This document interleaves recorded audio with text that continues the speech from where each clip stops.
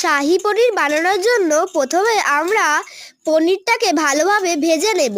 ভেজে নিয়ে তুলে রাখবো। তার উপরে আমরা তেল দিয়ে দেব, জিরে দিয়ে দেব, তারপরে আমরা পেঁয়াজ এবং লঙ্কা দিয়ে ভালোভাবে ভেজে নেব, যেন ওটা পুরো ব্রাউন ব্রাউন হয়ে যায় পেঁয়াজটা।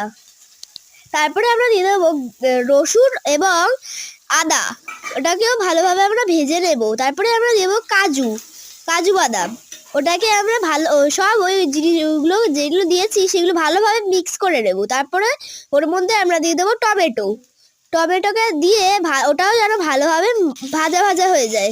ওটাকে ভেজে নিয়ে ভালোভাবে ওটা ভেজে নিচ্ছি আমরা। তারপরে ওর মধ্যে আমরা দিয়ে দেবো টক দই, একটু হাফ প্যাকেট টক দই দিয়ে দেবো আমরা। ওটাকে ভালোভাবে আমরা নাড়িয়ে নেব। নাড়িয়ে নিয়ে যেন টক দইটা ওই পুরো যেগুলো দিয়েছিলাম আমরা আগে, তারপরে যেন মিক্স হয়ে যায়। তারপরে ওগুলোকে আমরা তুলে নেব ওটা মিক্সার গ্রাইন্ডারের মধ্যে।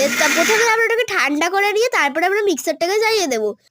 তেল দিয়ে দেবো, তেলের মধ্যে আমরা দিয়ে দেবো আমরা দারচিনি এবং এলাচ।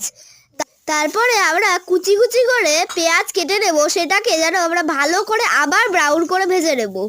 তারপরে ওর মধ্যে আমরা দিয়ে দেবো হচ্ছে বাটারটা পুরো ভালোভাবে মেল্ট হয়ে যাওয়ার পর দেখবে পেঁয়াজটা আস্তে আস্তে ব্রাউন হয়ে যাচ্ছে। তারপরে যেই মিক্সার গ্রাইন্ডারে পেস্টটা করেছিলাম সেটা আমরা দিয়ে দেবো, দিয়ে ওইটাকে ভালোভাবে মিক্স করে নেবে। তারপরে দিয়ে দেবো 1.5 চামচ লবণ। তারপরে আমরা দিয়ে দেব হলুদ গুঁড়ো 2 চামচ। তারপরে আমরা দিয়ে দেব হচ্ছে চিনি। তারপরে আমরা যেই ভাজা করে রাখা পনিরটাকে রেখেছিলাম সেটা আমরা দিয়ে দেব ওই মশলাটার মধ্যে। তারপরে ওই পনিরটাকে মিক্স করে নিতে হবে। তারপরে আমরা দিয়ে দেবো ওর মধ্যে কাসুরি মেথি দিয়ে প্রথমে আমরা ওটাকে ভালোভাবে হাতের সাহায্যে ওটাকে গুঁড়ো করে নেব। গুঁড়ো করে আমরা ওই শাহি পনিরের মধ্যে দিয়ে দেবো, দিয়ে ভালো করে ওইটাকে মিক্স করে আবার এক চামচের মতো বাটার দিয়ে দেবো। তারপরে বাটারটাকে ভালোভাবে মিক্স করিয়ে নিতে হবে। ভালোভাবে মিক্স হয়ে গেলেই আমাদের শাহি পনির তৈরি হয়ে যেতে আসলো।